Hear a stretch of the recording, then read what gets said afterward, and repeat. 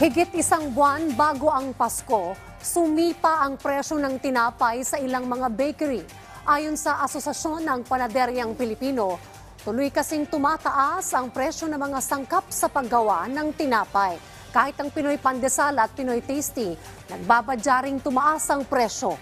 May ulat si Clazel Pardilla. Kahit saan magpunta, dala ni Tatay Narciso ang kanyang senior citizen card para makadiskwento.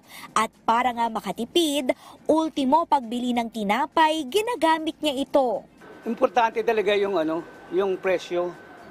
Oo, yung discount. Pag kinukwenta mong ganyan, ay ang laki ng pwede na kumain nito, parang ang lit-lit na ng babayaran mo. Isang buwan bago magpasko, tumaas ang presyo ng tinapay sa ilang panaderya, gaya ng tindahang ito sa Maynila. Dahil sa taas nga ng mga ingredients namin, sa itlog, asukal, harina, yun lang. Noon, itong bibingka namin 18, nagtaas kami ng 2 pesos dyan. Bibingka, empanada, itong toasted siopaw namin, pati sa pandesal, yun, yung 50 centavos bawat isang peraso.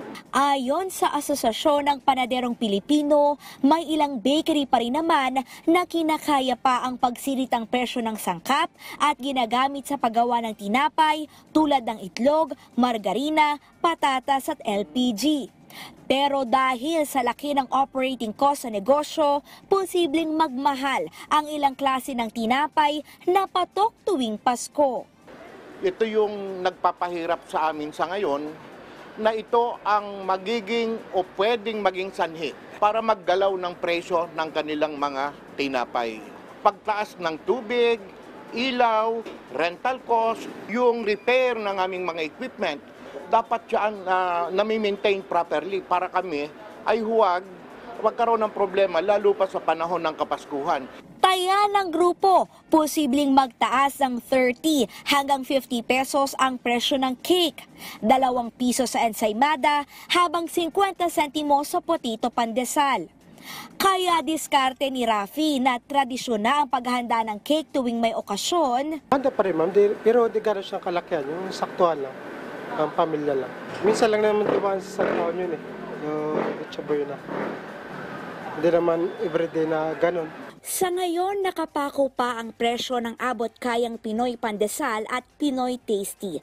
Pero inihirit na rin ng ilang manufacturer sa Department of Trade and Industry ang dagdag presyo sa mga naturang produkto. Very minimal lang po siya. Pero yung other expenses like yung fuel, parang taas din po. Ang asukal, although hindi na po gumalaw ngayon, medyo bumaba ng konti. Pero mataas pa rin from the previous months and previous years. So yun naman po yung factor sa